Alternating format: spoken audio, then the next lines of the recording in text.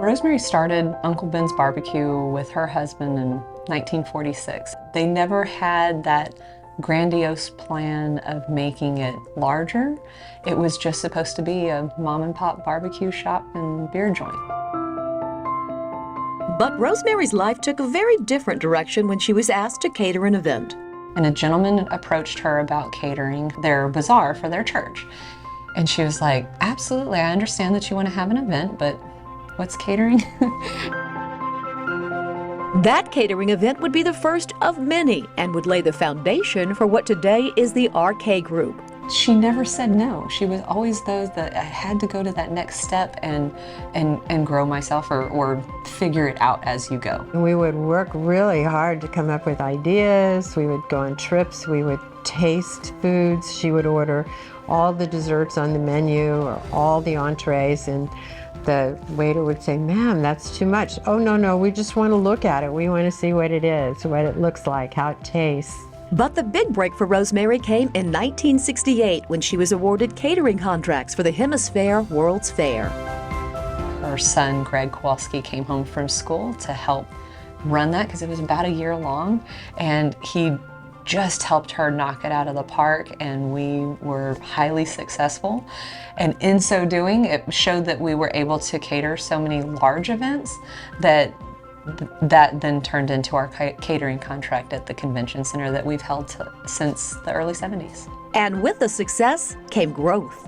We are not just a San Antonio company anymore. We are national and now moving into international. Ultimately, we have about 17 companies that are under the umbrella that is the RK Group, all of which are service-oriented. So whether it's catering, which is our bread and butter, our illusions, which is our decor. And there is their charitable division, RK Cares. Through RK Cares, there's a multitude of different facets that we can help because we are a catering company.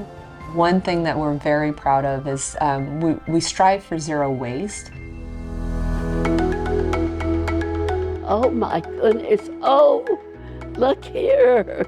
At 100 years old, Rosemary has lived quite a storied life, and her life's work is on display at the UTSA archives, thanks to her dear friend Elaine, who sifted through boxes and boxes of memorabilia to ensure her life's work and accomplishments are recorded. She had the very first tablet, just a yellow tablet of paper, from the first day that she and Hank opened Uncle Ben's Barbecue. So there are recipe cards typed up, all splattered with the grease from the stove or spaghetti sauce or whatever she was making, and they're still all in a box alphabetically. Oh my goodness, Lady Bird was happy we were going to serve. That's quite an honor that you don't realize. She has catered for politicians. Barbara Bush with me, oh my goodness. I don't look very distinguished in there. She's been blessed by the Pope and even served the Queen of England a gin and tonic. You just try to hold your posture in the right way to know that what she represents for her country, but that she is just a lady like all the rest of us.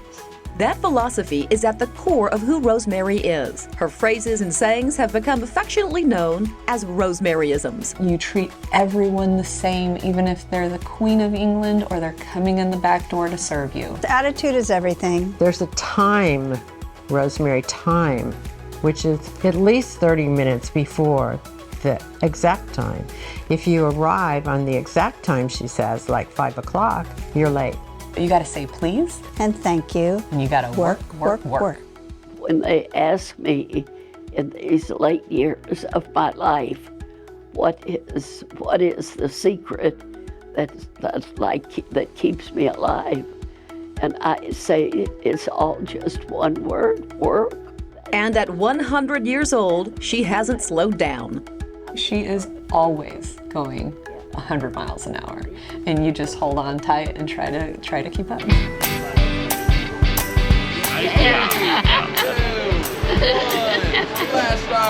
We're going. We're going. Yeah. Rosemary recently rode Rocket Skyflight Adventure zip line. Not once, not twice, but 6 times.